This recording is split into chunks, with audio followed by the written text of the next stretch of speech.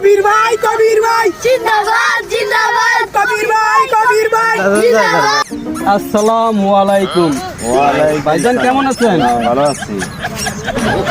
ভাইজান আমি এলাকায় নতুন চেয়ারম্যান ইলেকশন করি, আপনাকে কি সমস্যা?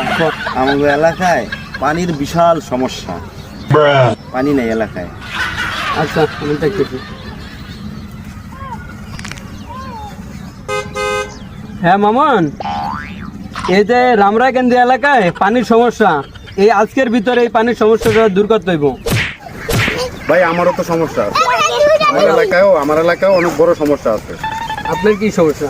আমার এলাকায় মোবাইলের নেটওয়ার্ক নাই, মোবাইল ইন্টারনেটের সেবা নাই, কোনো কিছুই করতে পারি না। তবে নেটওয়ার্ক ছাড়া আপনি কোনো কথা বলেন কি করেন?